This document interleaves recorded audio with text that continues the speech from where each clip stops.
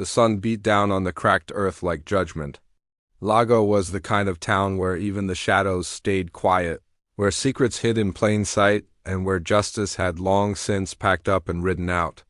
It was a place built on whispers, and every whisper ended in fear. But on that windless afternoon, as the townsfolk went about pretending life was normal, they saw something they hadn't seen in years, a lone rider, emerging through the shimmering heat waves like a ghost. Cut loose from the grave, he wore dust like armor. His wide-brimmed hat hid most of his face, but the town could see enough, the cold steel of his eyes, the scars time hadn't erased, and the unmistakable stillness in his posture. He didn't fidget, he didn't scan the horizon. He didn't need to. The stranger, Clint Eastwood, had arrived. He didn't ask for directions. He didn't announce his name.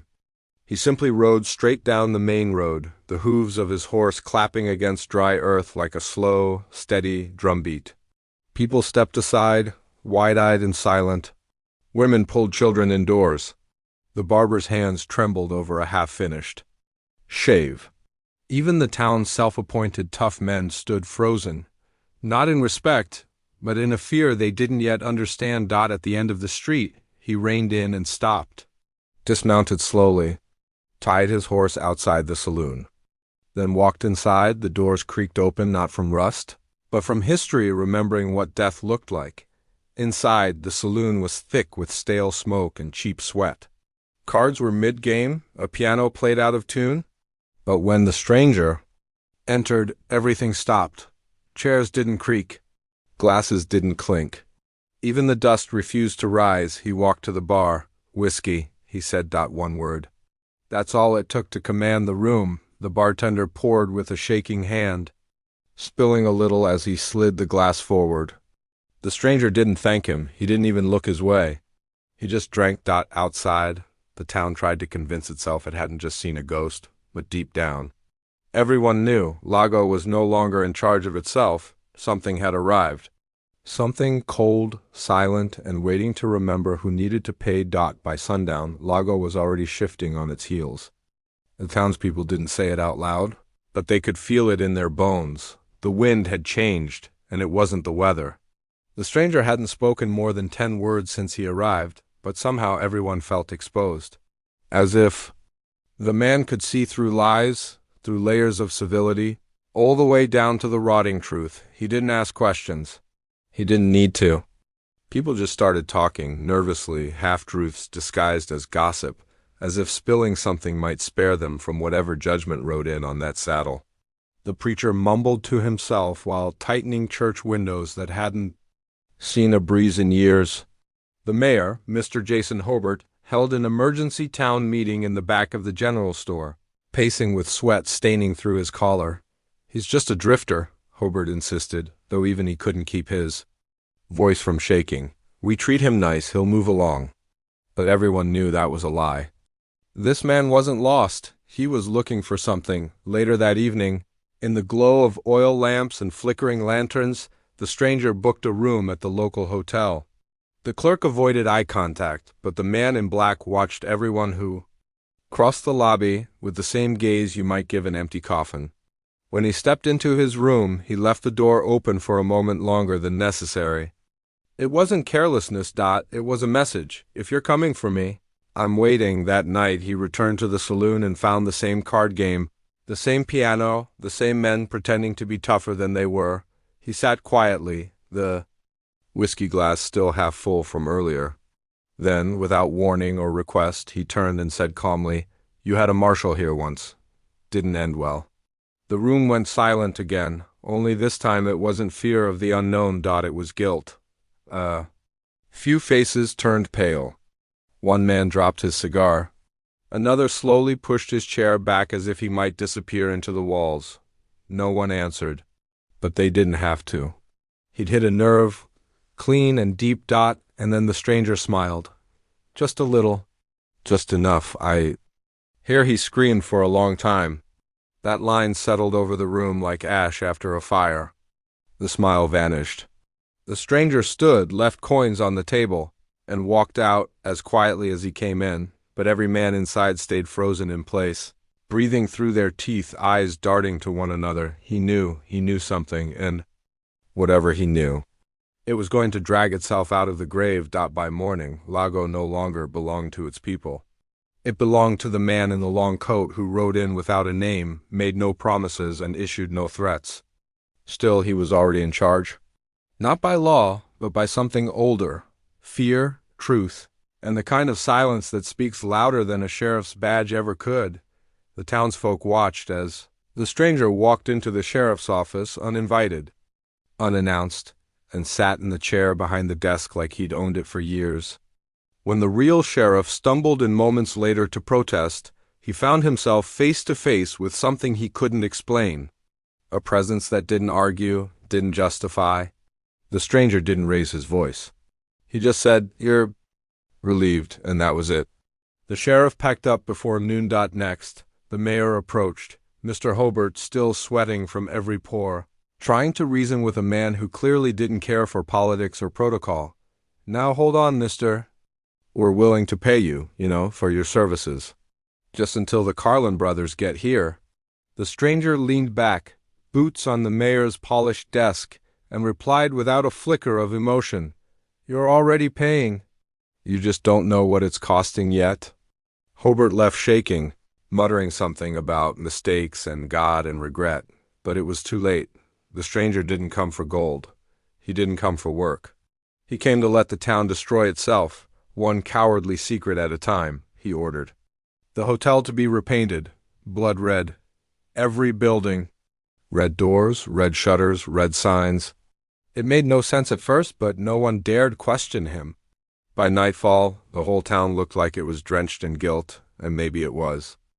He renamed the saloon Hell. He made the townspeople drag their own furniture into the street. He appointed a dwarf named Mordecai, a man they'd all mocked and ignored, as both mayor and sheriff, with a badge too big for his chest and a rifle too long for his arms.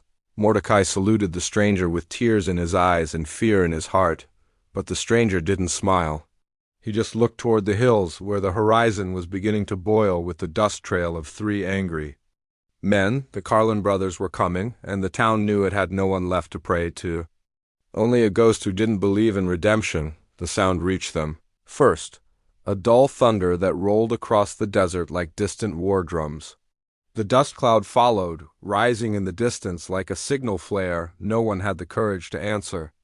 And then shapes emerged, 3 riders, black hats, black coats, black hearts. The Carlin brothers were home. The townsfolk gathered like cattle outside their red-drenched buildings, eyes wide, hands trembling, whispers slicing the air. They remembered these men. How could they forget? Dave, Don, and Cole Carlin, murderers in broad daylight, hired by the very town they now rode back into. Hired to kill a marshal named Jim Duncan, and they'd whipped him in the center of town until his bones cracked like dry branches. Whipped him while the people watched. Whipped him while the mayor turned away, while the sheriff stood silent, while the church bell rang but no one came to help. Jim Duncan had screamed for justice. Lago gave him silence. Then the Carlin brothers buried him in an unmarked grave outside town. Now they were back. And the town realized it had committed 2 crimes. One was the murder, and the other was the cover-up. And, standing at the edge of the street, facing down those 3 riders without a single tremor in his boots, was the stranger. Clint Eastwood didn't flinch. He didn't reach for his gun. He didn't even speak. He just stood there, as if daring the past to blink first. The Carlins pulled up, their horses snorting and stomping. Dave, the eldest, leaned forward and spit into the dirt. "You the one macking all the noise around here?"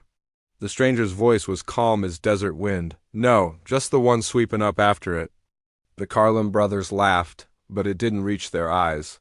They weren't used to being met without fear. That was the first crack in their confidence. Then Mordecai stepped forward, shaking, rifle in hand, and announced in a half-voice, "He's the law now. Sheriff and marshal, my vote." The Carlins sneered, circling their horses. "That right?" Dave said, "Funny, this town ain't never respected law before." And just like that, the line had been drawn, but the stranger didn't pull his gun. Not yet. He wanted the town to feel the weight, the shame. The coming reckoning, they needed to see what they'd created, what they'd invited, and what they betrayed. That night, he rode out alone to the graveyard outside town. And with his own hands, he carved a name into one of the nameless crosses, Jim Duncan Marshall. The next day, the Carlin brothers would ride in looking for blood, but what they didn't know was this: the man waiting for them might not just remember Marshall Duncan. He might be him. Dawn broke, not with light, but with a long, cold silence. The town of Lago didn't stir. Doors stayed bolted. Windows shuttered. Mothers held children tight. Men sat beside rifles they didn't know how to use. The streets were empty, but every building breathed the same thing: fear. At high noon, the Carlin brothers came. They rode in with swagger, guns gleaming, grins twisted, confident that no one in this red-painted graveyard would stand in their way. After all, they'd ridden in once before and slaughtered the town's lawman without resistance, but this time, someone waited for them. The stranger. He stood in the center of town, the sun baking his hat, his coat still as stone. His revolver hung low like it had been waiting too. No fear, no welcome, just a stare, the kind of look a man gives when he already knows the outcome. The Carlins dismounted, slowly spreading out, trying to surround him. Dave, the eldest, snarled, "You think you can take all three of us?" The stranger didn't blink. "I already did. You just don't remember dying yet." Suddenly, the first shot rang out, not from the stranger. From Don Carlin? A flash, a mistake. The stranger moved like smoke in a storm. Don went down hard. Dead before he hit the ground. Dave fired next, but his bullet found only empty air. The stranger spun, crouched, fired. Dave's body spun like a marionette with its strings cut. Only Cole remained. He didn't even reach for his gun. He dropped it, fell to his knees. "Please." "I just followed orders," he whimpered. The stranger stepped close, revolver still hot. So did Judas. Justice didn't beg in Lago. Not anymore. By the time the town crawled from its hiding places, the dust was settling and the Carlin brothers lay still, and the stranger, he was already saddling his horse. Mordecai ran to him, eyes wide. "Wait. We don't even know your name." The stranger turned, his shadow stretching long across the blood-stained street. "Yes, you do." And with that, he rode out into the horizon, into the heat waves, into the stories that people would whisper for generations. No one ever saw him again, but some swore they did. In the cemetery, by Marshall Duncan's grave, a lone figure, standing tall under the burning sun, carving one final word into the headstone: revenged. Because in Lago, justice didn't wear a badge. It wore a wide-brimmed hat, a low holster, and a ghost silence.